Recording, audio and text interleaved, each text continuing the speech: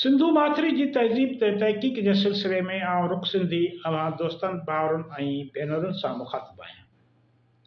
अॼु पाण हिकु इंतिहाई अहम मौज़ूअ ते ॻाल्हि ॿोल कंदासीं।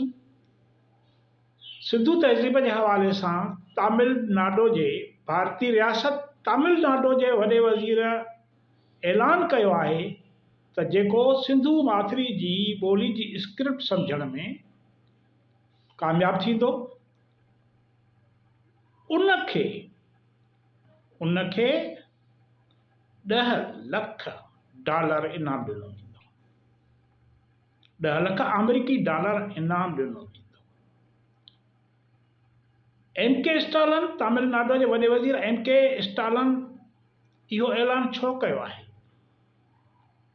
इन पुठियां संदसि कहिड़ा मक़सद आहिनि, इन ते ॻाल्हि ॿोल कंदासीं। तव्हांखे वरी ॿुधाईंदो हलां त तमिलनाडु जे वॾे वज़ीर एम के स्टालिन मुंहं जे दड़े मां हथ आयल ॿोली जी स्क्रिप्ट खे सम्झण लाइ $10 लख अमेरिकी डॉलर इनाम ॾियण जो ऐलान कयो आहे। सुवाल इहो आहे त तमिलनाडु जे वॾे वज़ीर मुंहं जे दड़े जी ॿोली सम्झण लाइ एॾे वॾे इनाम जो ऐलान छो कयो आहे। भारतीय रियासत तमिलनाडु जे शहर चेन्नई में मुनक़द थियल 3 ॾींहंनि वारी सिंधु कॉन्फ्रेंस खे ख़िताब कंदे तमिल वॾे वज़ीर न फ़क़ति इन इनाम जो ऐलान कयो, पर कॉन्फ्रेंस में मौजूदु तमिल माहिरनि सिंधु तहज़ीब जा वारिस तमिलनाडु जे माण्हुनि खे क़रार ॾींदे इहो मौक़िफ़ इख़्तियार कयो आहे त सिंध में जेकी हिन वक़्तु माण्हू यानी सिंधी रहंदड़ आहिनि, इहा इन्हनि जी तहज़ीब न आहे, पर दरावड़नि यानी तामिलनि जी तहज़ीब आहे, जेकी आर्यनि जे नाम निहाद हमले खां पोइ सिंधु माथरी मां भॼी अची तामिल रियासतुनि में पनाह हासिल कई हुई। तामिल मुहक़िक़नि जो इहो मौक़िफ़ पहिरियों भेरो साम्हूं न आयो आहे, पर इन खां बि अॻु हिननि हिकु रिथाबंदी तहत हिन अज़ीम तहज़ीब जी वारसी तां सिंधियुनि खे लादावा करण लाइ सवें न पर हज़ारे किताब ऐं मकाला पे लिखिया आहिनि, कॉन्फ्रेंसूं करायूं आहिनि। हिननि अंग्रेज़नि जे सिंधु तहज़ीब बाबति साज़िशी थ्योरी खे पंहिंजे मुफ़ाद में क़रार ॾींदे न फ़क़ति उन जी वधी चढ़ी हिमायत कई आहे, पर इन लाइ संदन सिरतोड़ कोशिश रही आहे त सिंधु तहज़ीब तां सिंधियुनि जी मालिकी वारी दावा खे हमेशह लाइ ख़तमु कयो वञे।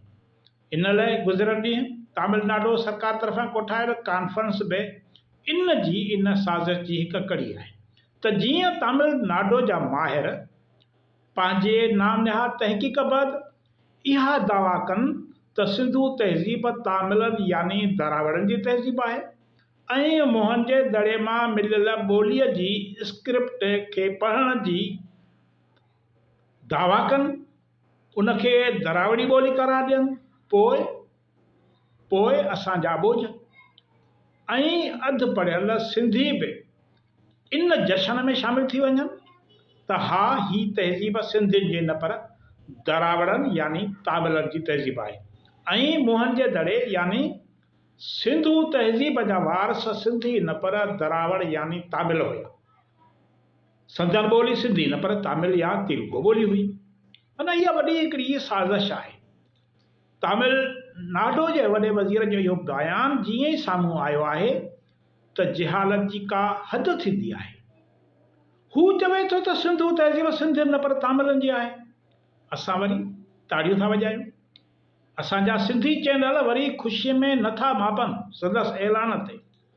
असल में तमिलनाडु जे वॾे वज़ीर जो सिंधु तहज़ीब बाबति बयानु ऐं 3 रोज़ा इंडस कॉन्फ्रेंस सिंधियुनि सिंधु माथरी जे असुल रहवासियुनि सिंधियुनि पंजाबियुनि गुजरातियुनि राजस्थानियुनि ख़िलाफ़ हिकु साज़िश आहे।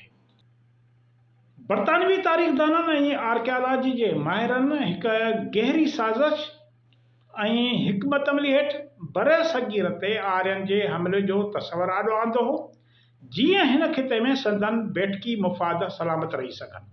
संदन इन थ्योरी जो कीतो अॼु ताईं बरे सगीर सिंध हिंद जा माण्हू भोगे रहिया आहिनि। अॼु बि बरे सगीर जा माण्हू अंग्रेज़नि जे इन साज़िशी ऐं कूड़ी थ्योरी में यकीन रखनि था। बैठकी दौर में यूरोपी माहिरनि तरफ़ां सिंधु माथिरे ते आर्यन जे हमले खे जवाज़ बख़्शण लाइ ॾखिण इंडिया में रहंदड़ दरावड़नि खे सिंधु तहज़ीब जो वारस करार ॾिनो वियो हो। यूरोपी माहिरनि मूजिबि दरावड़नि खे नामनिहाद आर्यन सिंधु माथिरे ते हमलो करे भॼाए कढियो हो। सिंधु माथिरीअ मां आर्यन जे हमले ऐं सिंधु सभ्यता खे नाश करण बैदि इहो मफ़रूज़ो घड़नि बि ज़रूरी हुयो त सिंधु माथिरी जा वारस हमले बैदि लॾ पलाण करे ॾखिण हिंदुस्तान यानी तमिलनाडु तेलगो हलिया विया। दरावड़नि खे यूरोपी माहिरनि नफ़रत विचां अफ्रीकन वांगुरु रंग जा कारा बदशिकिल बेडोला करार ॾिनो हो, जॾहिं त हमले आवर आर्यन खे गोरे रंग जा करार ॾिनो हो, सुधरियल रंग। यूरोपी माहिरनि जे इन दावा मुताबिक़ दरावड़ शुरूअ में इंडिया जे उतरनि हिसनि में रहंदा हुआ, जिन खे बाद में ॿाहिरां आयल हमले आवर आर्यन इंडिया जे ॾाखिणे इलाइक़े तरफ़ धिके छॾी। दरावड़ी ॿोलियूं ॻाल्हाईंदड़ इंडिया जे ॾखिण वारनि इलाइक़नि जा रहवासी आहिनि। इंडिया जे इन्हनि रियासतनि में तमिलनाडु, केरला, कर्नाटका, आंध्र प्रदेश, तेलंगाना शामिल आहिनि। यूरोपी माहिरनि तरफ़ां मुंहं जे दड़े ऐं हड़प्पा जे खोटराइण बैदि सिंधु सभ्यता खे दरावड़ी तहज़ीब करार ॾियण जो को बि ठोस जवाब मौजूदु न हुयो। जॾहिं 1924 में सर मार्शल मुंहं जे दड़े जी खोटराई कराई त हिन ऐलान कयो त मुंहं जे दड़े मां मिलियल ॿोली दरावड़ी ज़बान ऐं सिंधु तहज़ीब दरावड़ी तहज़ीब आहे। हाणे हिते सुवाल थो पैदा थिए, जॾहिं अञा मुंहं जे दड़े जी खोटराई शुरूआती मरहले में हुई ऐं इन मां मिलियल लिखत स्क्रिप्ट पढ़जी न सघी हुई, त सर मार्शल इहो अंदाज़ो कीअं लॻायो त मुंहं जे दड़े जे वारसनि जी ॿोली दरावड़ी ऐं हीअ तहज़ीब दरावड़ जी तहज़ीब हुई। असल में छा त बैठकी दौर में अंग्रेज़नि तरफ़ां सिंधु माथिरी जी तहज़ीब खे नाम निहाद दरावड़ी तहज़ीब करार ॾियण पोयां जेको मफ़रूज़ो क़ाइमु कयो वियो, इन मूजिबि सेंट्रल एशिया मां काह करे आयल आर्यन सिंधु तहज़ीब जे वारस दरावड़नि खे शिकस्त ॾेई अहिड़ो त मजबूर कयो जो हू भरवारनि भारतीय रियासतनि, माना सिंधु माथिरे जे जेके भरवारियूं रियासतूं हुयूं उहे हुयूं गुजरात ऐं राजस्थान।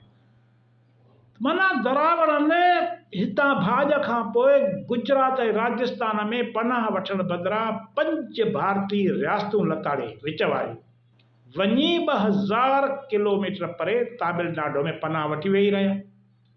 दुनिया जी तारीख़ में जंग सबबि अहिड़ी कंहिं क़िस्म जी लॾ पलाण जो मिसाल नथो मिले त जंग सटियल या शिकस्त खाधल माण्हू भरवारनि रियासतनि में पनाह वठण बदिरां 5 रियासतूं लताड़े 2000 किलोमीटर परे हलिया वञनि ऐं संदन बाक़ियात जो उन्हनि विच वारनि रियासतनि में को बि वजूद न मिलंदड़ हुजे।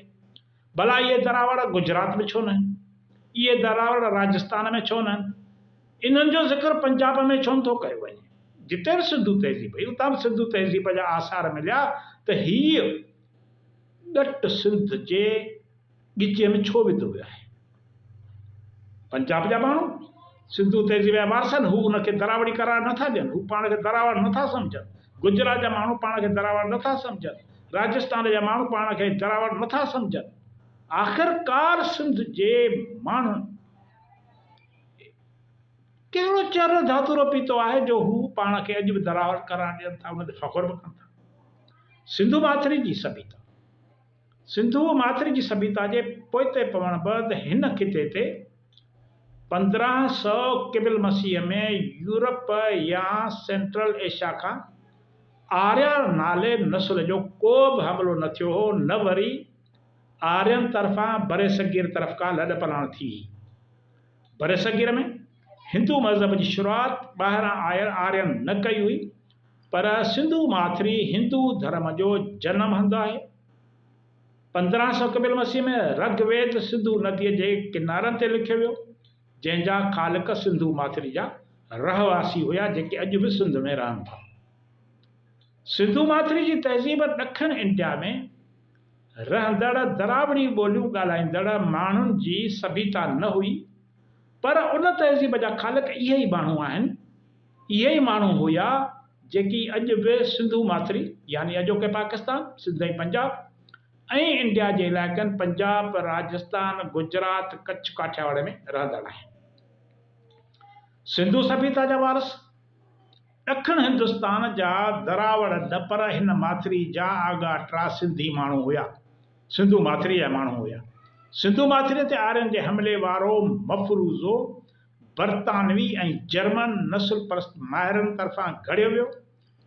यूरोपी माहिरनि बरे सगीर समेत दुनिया ते पंहिंजे नाजाइज़ कब्ज़े खे जवाज़ फ़राहम करण लाइ हितां जी तारीख़ खे मुसख करण लाइ बेबुनियाद थ्योरियूं अॻियां आंदियूं। न फ़क़ति कब्ज़ागीर बरतानवी ऐं जर्मन नस्ल परस्तनि सिंधु माथिरी जी तारीख़ सां हाञा कया, पर अॻिते हली नस्ल परस्ती में मुब्तला रूसी मुहक़िक़नि बि सिंधु माथिरी जी सभ्यता खे हिन माथिरी जी असलूकी तहज़ीब करार ॾियण बदिरां आर्यन नस्ली बरतरी जे रहंदड़ भित खे थंभाई थूणियूं ॾियण जी कोशिशूं कयूं। पर 21वीं सदीअ में दुनिया जे नामियारनि साइंसदाननि तरफ़ां जेनेटिक बुनियादनि ते थियल तहक़ीक़ बरतानवी, जर्मन, तामिल ऐं रूसी नस्ल परस्ती ते ॿधल बेबुनियाद दरावड़ी ऐं आर्यन नस्लनि वारे मफ़रूज़े जे ताबूत में आख़िरी कोको ठोके ॻरंदड़ ऐं सड़ंदड़ लाश खे हमेशह लाइ दफ़न करे छॾियो। अव्हां जी वॾी वॾी महिरबानी। ईंदड़ वीडियो ताईं इजाज़त ॾींदा।